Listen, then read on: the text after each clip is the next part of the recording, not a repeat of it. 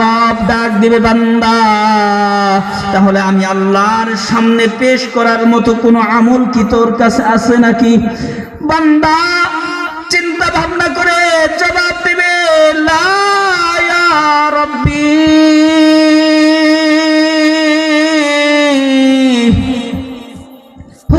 আল্লাহ জীবনে ঈমান আনা ছাড়া আর কোনো আমল করছি বলে আমার মনে হয় না। রব এবার ডাক দিবে, বালা ইন্না লাকা ইনদানা হাসানাহ, বান্দা তোর একটা আমল আমি আল্লাহর কাছে আছে। সুবহানাল্লাহ। ইন্নাকাল ইয়াউম লা তুজলাম, ওরে বান্দা আজকের এই দিনে তোর উপর বিন্দু পরিমাণ জুলুম করা হবে না রে বান্দা। এবার আল্লাহ তাআলা ফেরেশতাদের মাধ্যমে হুকুম করবেন, ও আমার ফেরেশতারা আমার বান্দার আমলটা বের করো।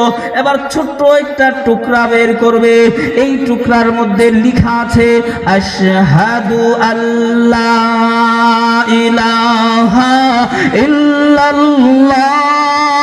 ওয়া আশহাদু আন্না মুহাম্মাদান আবদুহু ওয়া রাসূলুহু। এই টুকরার মধ্যে এই বাক্যটুকু লেখা আছে, দুনিয়ার জমিনে বান্দা কোনো আমল করতে পারে নাই, তবে কালিমায়ে তয়্যিবা পড়ছে, কালিমায়ে শাহাদাত পড়ছে। এই কালিমায়ে শাহাদাতটা ছোট্ট টুকরার মধ্যে লেখা আছে। এবার আল্লাহ তাআলা ফেরেশতাদেরকে হুকুম করবে, ও আমার ফেরেশতারা আমার বান্দার নেক বদ আমলের 99টা খাতা এক পাল্লায় রাখো, আর ছোট্ট একটা কাগজের টুকরাটা অপর পাল্লায় রাখো। এবার ফের গুনাহগার বান্দা আল্লাহ তাআলাকে ডাক দিবে, মালিক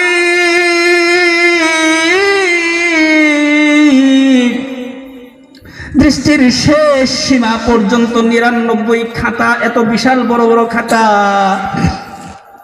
আর অপর পাল্লায় ছোট্ট একটা কাগজের টুকরা, আর কি ওজন হবে? দাড়ি পাল্লায় এক পাল্লায় থাকবে বদ আমলের 99টা খাতা, আর অপর পাল্লায় রাখা হবে ছোট্ট কাগজের টুকরা। আল্লাহ তাআলাকে প্রশ্ন করবে, ও মালিক আমার তো বুঝে আসতেছে না এটা আবার কেমন হবে, এই টুকরাটা তো কোনো ওজনই রাখবে না। এবার রব ডাক দিবে, বান্দা তুমি আজকে দেখতে থাকো, তোমার উপর বিন্দু পরিমাণ জুলুম করা হবে না। এই কথা বলে ছোট্ট কালিমায়ে শাহাদাত লেখা টুকরাটা যখন এক পাল্লায় রাখবে, আর অপর পাল্লায় যখন বদ আমলের 99টা খাতা রাখবে, দেখা যাবে ছোট্ট কাগজের টুকরার পাল্লাটাই ভারী হয়ে যাবে। এবার রাবি বর্ণনাকারী বলতেছে, ও মুহাম্মাদের উম্মত, আল্লাহ তাআলা যেমন বড়, আল্লাহর নাম তেমন বড়, আল্লাহর নামের চেয়ে ভারী আর দ্বিতীয় কোনো জিনিস নাই। আখিরাতে আল্লাহ তাআলা কেমন দয়া দেখাবেন।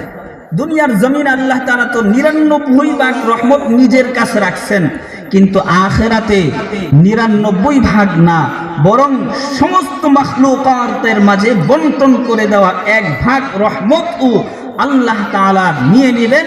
মোট 100 ভাগ রহমত নিয়ে হাসরের ময়দানে বান্দার মাঝে ফয়সালা করবেন। সুবহানাল্লাহ। প্রথম দিকে খুব কঠিন অবস্থায় থাকবেন, প্রথম দিকে অবস্থা খুব ভয়াবহ থাকবে। কত ভয়াবহ আল্লাহ তাআলা সূরা নাবার মধ্যে বলছেন যে ইয়াউমা ইয়াকুমুর রূহু ওয়াল মালাইকাতু সাফফা, জিবরিল ফেরেশতা সমস্ত ফেরেশতারা সারিবদ্ধভাবে হাসরের ময়দানে দাঁড়িয়ে থাকবে। লা ইয়াতাকাল্লামুন, কোন ফেরেশতা আল্লাহ তাআলার সামনে কথা বলার সাহসটুকু করবে না। আল্লাহ তাআলা খুব কঠিন অবস্থায় থাকবে। কিন্তু যখন আমার আর আপনার নবী মুহাম্মদুর রাসূলুল্লাহ সবাই বলেন সাল্লাল্লাহু আলাইহি ওয়াসাল্লাম যখন মাকামে মাহমুদের মধ্যে পড়ে সেজদায় পড়ে আল্লাহ তাআলার শিখিয়ে দেওয়া কিছু গুণ কীর্তন করবেন, তখন আল্লাহ তাআলা শান্ত হবেন। তখন এরপরে বিচারের কার্য যখন ফয়সালা করবে, তখন কত দয়া আর মায়ার সাথে ফয়সালা করবেন। একটু হাদিস থেকে আপনাদেরকে শোনাই। হাদিসটা বর্ণিত ইবনে মাজাহ শরীফে এবং তিরমিজি শরীফের হাদিস। সেখানে আল্লাহর রাসূল সাল্লাল্লাহু আলাইহি ওয়াসাল্লাম ইরশাদ করতেছেন, ইউসাহু বিরাজুলিন মিন উম্মতি আলা রুউসিল খালাইক। হাসরের কঠিন ময়দানে সমস্ত উম্মতের মাঝে আমার এক এমন নাফরমান বান্দাকে হাজির করা হবে, যেই নাফরমান বান্দার আমল নামায় শুধু গুনাহ আর গুনাহ, নাফরমানি আর নাফরমানি। তার সামনে 99টা দফতর খাতা খোলা হবে। এক একটা খাতা কুল্লু সিজিল্লিন মাদ্দাল বাসার, দৃষ্টির শেষ সীমা পর্যন্ত প্রসারিত হবে। এই বিশাল বড় বড় 99টা খাতা তার সামনে খোলা হবে। 99টা খাতার মধ্যেই শুধু তার বদ আমলগুলো লেখা, একটা খাতার মধ্যেও একটা নেক আমল নাই। এমন নাফরমান বান্দাকে যখন হাজির করা হবে, তার সামনে আমল নামাগুলো খোলা হবে। রব প্রশ্ন করবে, বান্দা এই আমলগুলোর মধ্যে থেকে এমন কোন আমল কি তোর কাছে আছে যেই আমলগুলো তুই করিস নাই অথচ এখানে লেখা হয়েছে? বান্দা বলবে, লা ইয়া রাব্বানা, ও আমাদের রব, না না, এই 99টা খাতার কোনো একটা আমল এমন নাই যেটা আমি করি নাই। এবার রব আবার প্রশ্ন করবে, আযালামাকা কাতাবাতিয়াল হাফিজুন। ওরে বান্দা, 2 নম্বর প্রশ্ন, তাহলে তোর উপর নিয়োজিত ফেরেশতা কিরামান কাতিমিন, সম্মানিত ফেরেশতারা তোর উপর কোনো জুলুম করছে বলে মনে হয় নাকি? বান্দা জবাব দিবে, না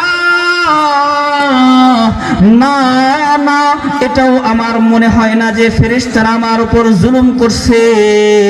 এবার রব ডাক দিবে, বান্দা তাহলে আমি আল্লাহর সামনে পেশ করার মতো কোনো আমল কি তোর কাছে আছে নাকি?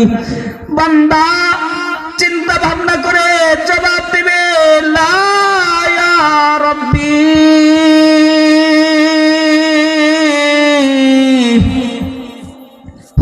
আল্লাহ, জীবনে ঈমান আনা ছাড়া আর কোনো আমল করছি বলে আমার মনে হয় না। রব এবার ডাক দিবে, বালা ইন্না লাকা ইনদানা হাসানাহ। বান্দা তোর একটা আমল আমি আল্লাহর কাছে আছে। সুবহানাল্লাহ। ইন্নাকাল ইয়াউম লা তুজলাম। ওরে বান্দা, আজকের এই দিনে তোর উপর বিন্দু পরিমাণ জুলুম করা হবে না রে বান্দা। এবার আল্লাহ তাআলা ফেরেশতাদের মাধ্যমে হুকুম করবেন, ও আমার ফেরেশতারা, আমার বান্দার আমলটা বের করো। এবার ছোট্ট একটা টুকরা বের করবে। এই টুকরার মধ্যে লেখা আছে, আশহাদু আল্লা ইলাহা ইল্লাল্লাহ ওয়া আশহাদু আন্না মুহাম্মাদান আবদুহু ওয়া রাসূলুহু। এই টুকরার মধ্যে এই বাক্যটুকু লেখা আছে, দুনিয়ার জমিনে বান্দা কোনো আমল করতে পারে নাই, তবে কালিমায়ে তয়্যিবা পড়ছে, কালিমায়ে শাহাদাত পড়ছে। এই কালিমায়ে শাহাদাতটা ছোট্ট টুকরার মধ্যে লেখা আছে। এবার আল্লাহ তাআলা ফেরেশতাদেরকে হুকুম করবে, ও আমার ফেরেশতারা, আমার বান্দার নেক বদ আমলের 99টা খাতা এক পাল্লায় রাখো, আর ছোট্ট একটা কাগজের টুকরাটা অপর পাল্লায় রাখো। এবার ফের গুনাহগার বান্দা আল্লাহ তাআলাকে ডাক দিবে, মালিক,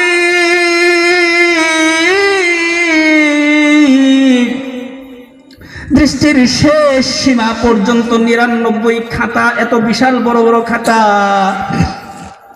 আর অপর পাল্লায় ছোট্ট একটা কাগজের টুকরা, আর কি ওজন হবে? দাড়িপাল্লায় এক পাল্লায় থাকবে বদ আমলের 99টা খাতা, আর অপর পাল্লায় রাখা হবে ছোট্ট কাগজের টুকরা। আল্লাহ তাআলাকে প্রশ্ন করবে, ওগো মালিক, আমার তো বুঝে আসতেছে না এটা আবার কেমন হবে, এই টুকরাটা তো কোনো ওজনই রাখবে না। এবার রব ডাক দিবে, বান্দা তুমি আজকে দেখতে থাকো, তোমার উপর বিন্দু পরিমাণ জুলুম করা হবে না। এই কথা বলে ছোট্ট কালিমায়ে শাহাদাত লেখা টুকরাটা যখন এক পাল্লায় রাখবে আর অপর পাল্লায় যখন বদ আমলের 99টা খাতা রাখবে, দেখা যাবে ছোট্ট কাগজের টুকরার পাল্লাটাই ভারী হয়ে যাবে। এবার রাবি বর্ণনাকারী বলতেছে, ও মুহাম্মাদের উম্মত, আল্লাহ তাআলা যেমন বড়, আল্লাহর নাম তেমন বড়, আল্লাহর নামের চেয়ে ভারী আর দ্বিতীয় কোনো জিনিস নাই।